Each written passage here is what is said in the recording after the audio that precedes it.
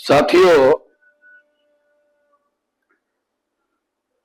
EVM machine के बारे में और वोटर लिस्ट के बारे में देश में घमासान बना हुआ है। आप लोगों को याद होगा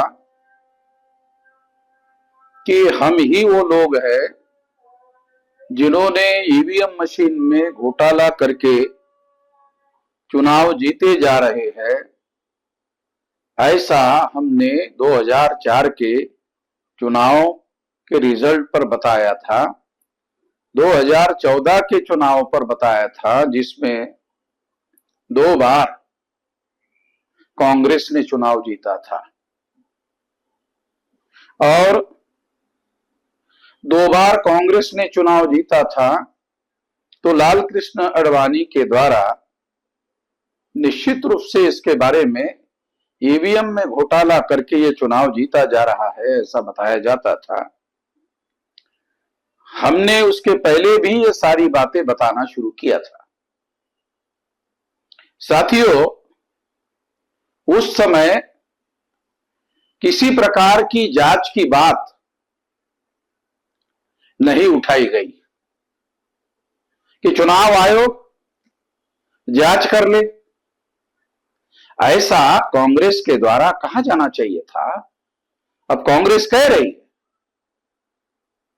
मगर हम लोग जब कह रहे थे तो किसी प्रकार के जांच की बात कांग्रेस के लोग नहीं कह रहे थे। उसके बाद 10 साल यानी 2014 और 2019 के चुनाव में बीजेपी को बहुमत मिला और बीजेपी ने सरकार बनाई। ये भी ईवीएम मशीन में गड़बड़ी के आधार पर किया गया खेल था। इस वजह से कांग्रेस ने किसी प्रकार का कोई सवाल नहीं उठाया। ये इस बात का सबूत था कि कांग्रेस और बीजेपी और कांग्रेस के बीच में म्यूचुअल अंडरस्टैंडिंग का खेल चल रहा है।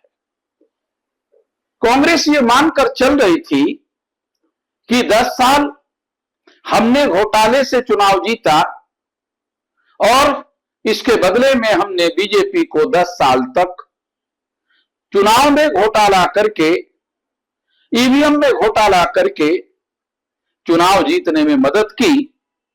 तो अगले 10 साल में कांग्रेस का यह सोच था कि बीजेपी अगले 10 साल में म्यूचुअल अंडरस्टैंडिंग के तहत हमको चुनाव जीतने में मदद करने का काम करती, मगर बीजेपी ने ऐसा काम नहीं किया।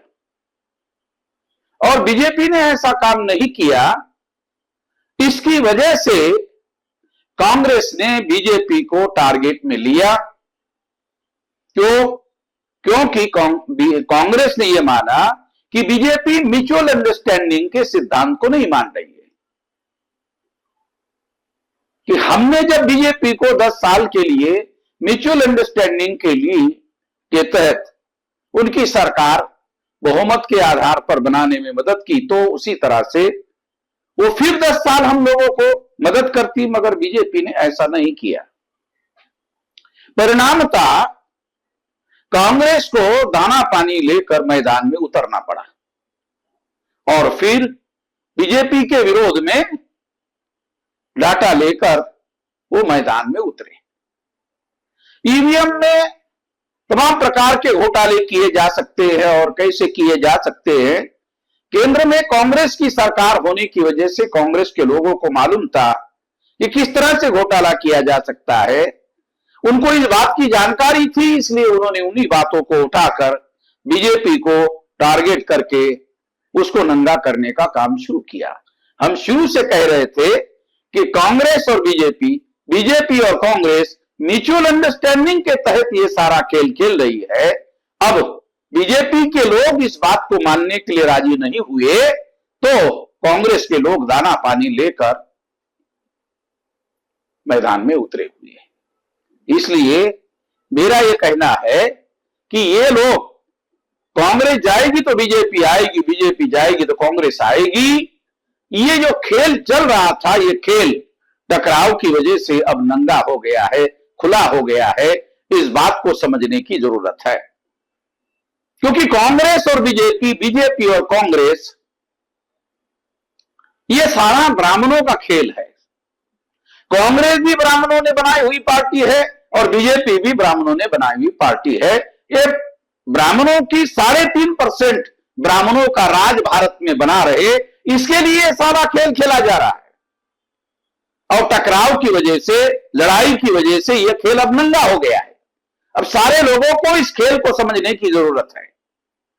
जो मीडिया के द्वारा थोड़ा बहुत बताया जा रहा है वो भी सही नहीं है। सही यह है कि कांग्रेस और बीजेपी, बीजेपी और कांग्रेस, ये दोनों मिलकर चाहते हैं कि म्यूचुअल अंडरस्टैंडिंग से आलट पालट के कांग्रेस का और बीजेपी का ही राज रहे और इस देश में जो बहुसंख्याक लोग हैं, एससी, एसटी, ओबीसी और माइनॉरिटी के जो 85% लोग हैं, इन लोगों का राज देश में किसी स्थिति में ना आने पाए, इसके लिए सारा खेल चल रहा है। इसको समझने की जरूरत है। इस पर सारे देश भर में अभियान चलाने की भी जरूरत है। हमारे कार्यकर्ताओं को, संगठन के कार्यकर्ताओं को यह निर्देश दिया जाता है कि यह सारी बातें फील्ड में अपने लेवल पर चलाने की जरूरत है। इसका प्रचार अभियान अपने लेवल पर चलाने की जरूरत है, इसको चलाया जाए। धन्यवाद।